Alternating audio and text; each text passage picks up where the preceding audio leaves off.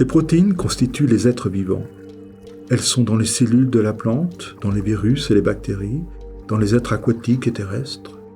Elles sont dans nos muscles, dans notre sang, nos cheveux, nos larmes, notre salive, notre cerveau, notre estomac. Elles sont aussi dans notre nourriture.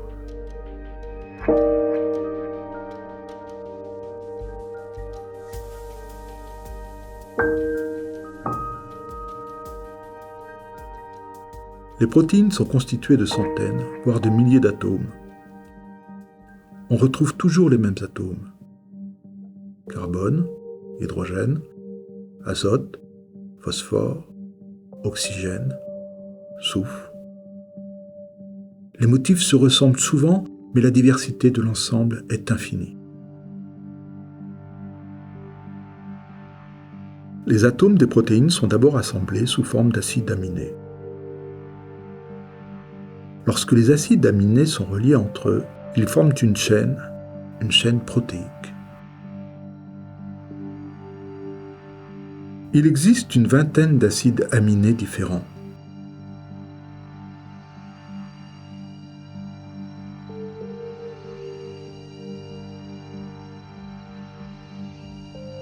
Selon les propriétés chimiques et la structure d'un acide aminé ou de ses voisins, des interactions et des répulsions particulières se mettent en place. Sous l'effet de ces interactions et de ces répulsions, la chaîne protéique commence à adopter une forme. Elle se replie d'abord sur elle-même pour constituer des structures en forme d'hélice ou de feuillet, pour finalement aboutir à une structure qui dépend de l'enchaînement des acides aminés.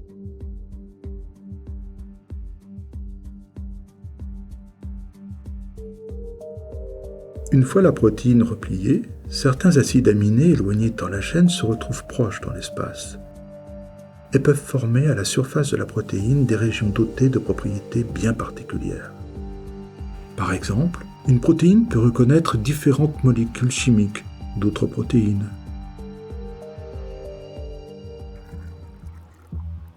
Les anticorps appartiennent à ce type de protéines.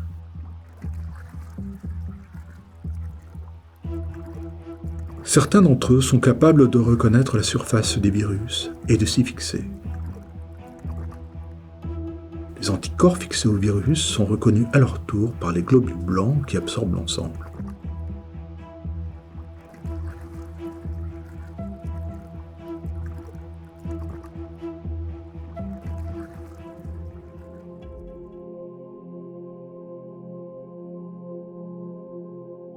Les protéines ne sont pas isolées.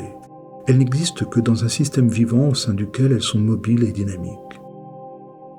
Elles se déplacent dans les cellules ou entre les cellules, peuvent être flexibles ou désordonnées, et leur conformation s'ajuste selon l'environnement.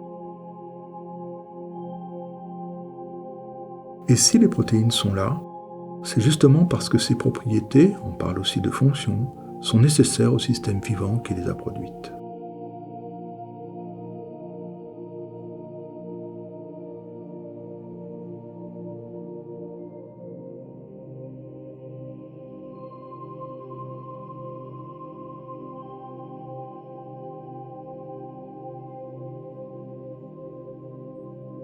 Les cellules utilisent des protéines, fabriquent des protéines et sont en partie constituées de protéines.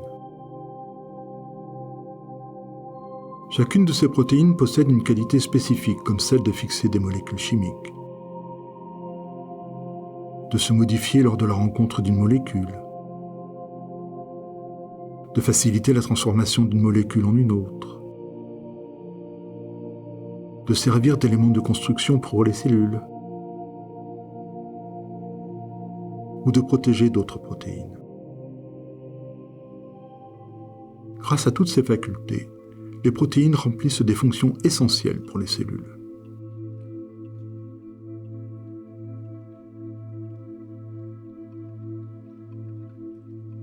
Pour respirer, nous avons besoin d'apporter l'oxygène des poumons à nos muscles et de ramener le gaz carbonique rejeté par les muscles aux poumons.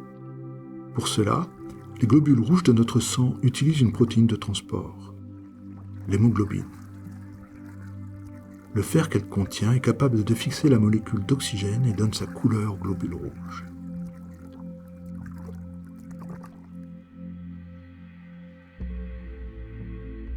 La transmission d'informations dans la cellule ou entre les cellules de l'organisme est assurée par des molécules chimiques.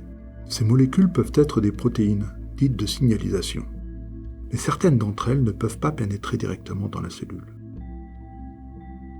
Ce sont donc des récepteurs qui reçoivent les messages. Des protéines qui traversent la membrane cellulaire et dont la partie extérieure est dotée d'une affinité pour une protéine de signalisation particulière. La protéine de signalisation s'y fixe et induit une modification de l'assemblage de la protéine récepteur, ou bien de sa liaison à un composé chimique, ou encore de sa forme. La partie interne du récepteur s'en trouve modifiée et influence de cette façon le fonctionnement de la cellule qui réagit alors au signal envoyé. Les protéines de structuration permettent aux cellules d'adopter une architecture et de la conserver. Ces protéines peuvent s'assembler en filaments, comme la tubuline qui forme les microtubules, ces cylindres creux et très rigides dont est constitué le squelette des cellules et celui des cils motiles qui garnissent nos bronches. Ces cils se meuvent grâce à une protéine, la dynéine. L'énergie chimique que lui apporte l'ATP, le carburant moléculaire de nos cellules, induit un mouvement qui déforme le cil.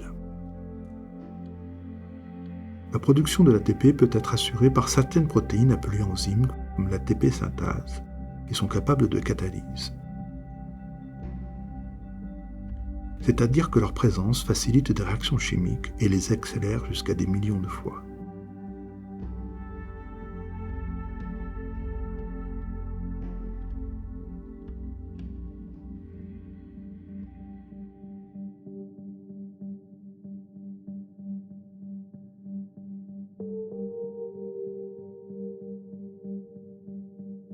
Tous les êtres vivants tirent leur énergie de leur nourriture. Ils consomment en partie cette énergie en se déplaçant, par exemple, afin de se nourrir à nouveau.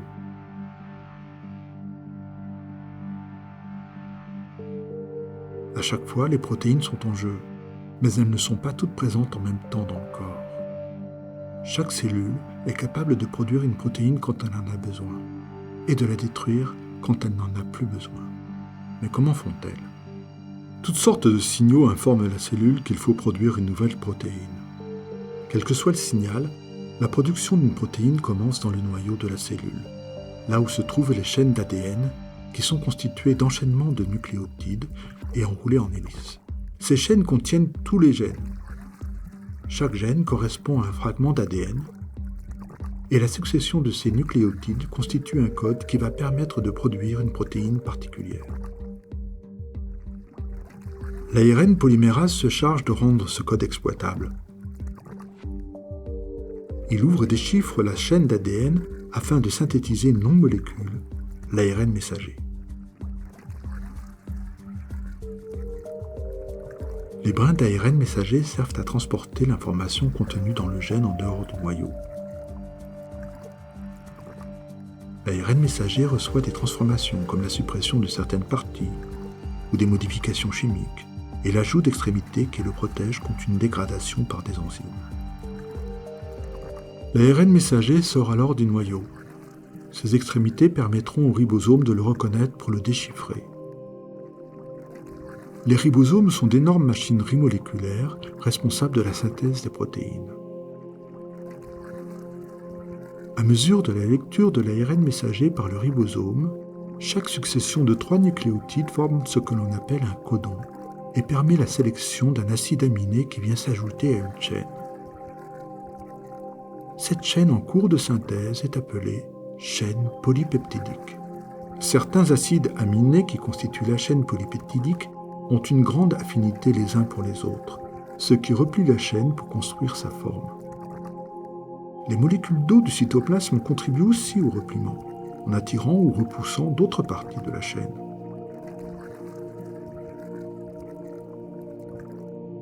Certaines de ces chaînes ont besoin d'être protégées par des protéines que l'on appelle chaperones.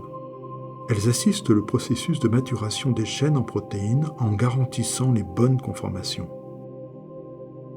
Enfin, il arrive que plusieurs chaînes polypeptidiques s'associent en un assemblage que l'on appelle complexe quaternaire.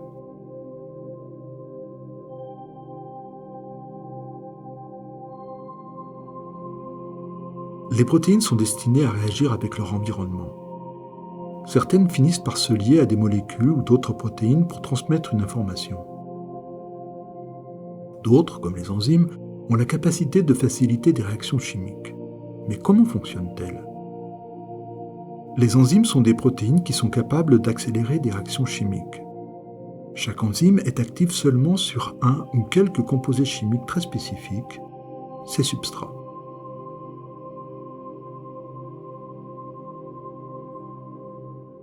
Seuls quelques atomes bien précis de l'enzyme et du substrat interagissent entre eux.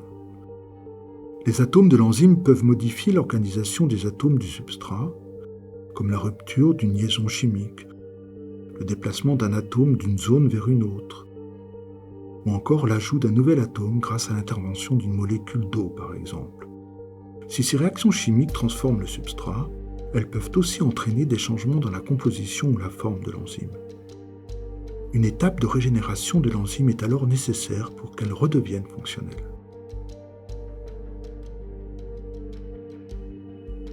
Dans le cas de la production du carburant de la cellule qu'est l'ATP, plusieurs enzymes travaillent de concert.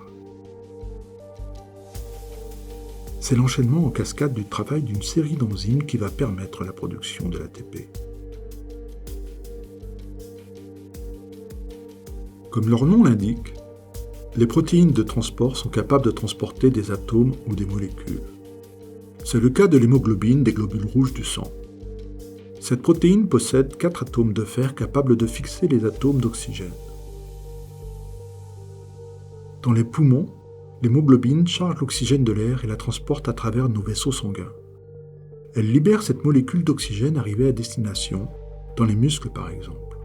L'hémoglobine capte alors une molécule de gaz carbonique, déchet du mécanisme de contraction du muscle, et la ramène vers les poumons où elle sera évacuée.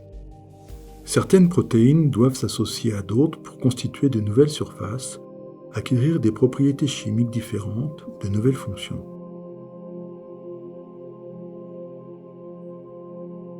Le mouvement des cils motiles qui tapissent nos bronches est le résultat d'une association entre un grand nombre de ponts de dynéine qui relient des microtubules de tubuline. Une réaction chimique entre l'ATP et la dynéine provoque un léger déplacement de la tête de ces ponts, ce qui entraîne la flexion des microtubules qui constituent les cils motiles.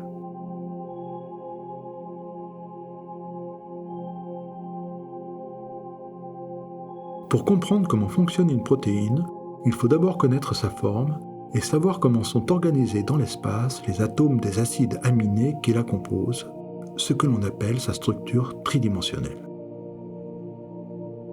Pour distinguer les atomes de protéines séparés de quelques dixièmes de milliardièmes de mètre, il faut utiliser une lumière avec une longueur d'onde de quelques dixièmes de milliardièmes de mètre. Cette lumière, ce sont les rayons X.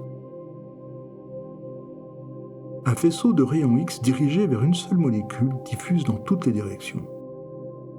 Mais lorsqu'un grand nombre de molécules identiques sont empilées de façon régulière pour former un cristal, la diffusion du faisceau est amplifiée et concentrée dans certaines directions qui dépendent de la façon dont les molécules sont empilées dans le cristal.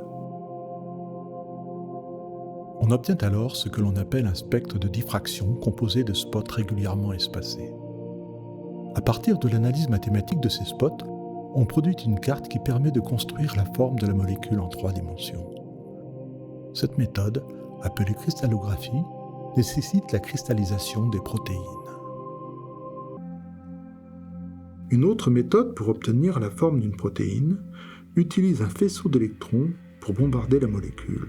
Elle est appelée microscopie électronique. Les électrons sont absorbés par les atomes de la protéine de la même façon que pour une radiographie. Et l'on obtient ainsi une image qui est une projection en 2 dimensions de la molécule, comme si on écrasait en 2 dimensions sa forme tridimensionnelle. En enregistrant un grand nombre d'images à partir de molécules dans des orientations aléatoires, on peut reconstruire une carte en 3 dimensions qui représente la position des atomes de la protéine dans l'espace.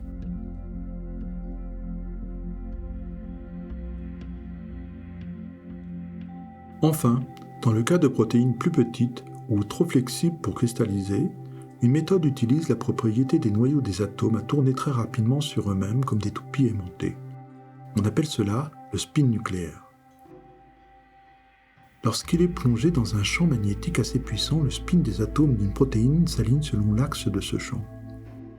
Grâce à une impulsion radio, il est possible de modifier l'alignement des spins qui, en réponse, résonnent alors plus ou moins en fonction des atomes alentours. En écoutant les signaux renvoyés par ces résonances, on peut reconnaître leur nature et évaluer la distance des atomes les uns par rapport aux autres.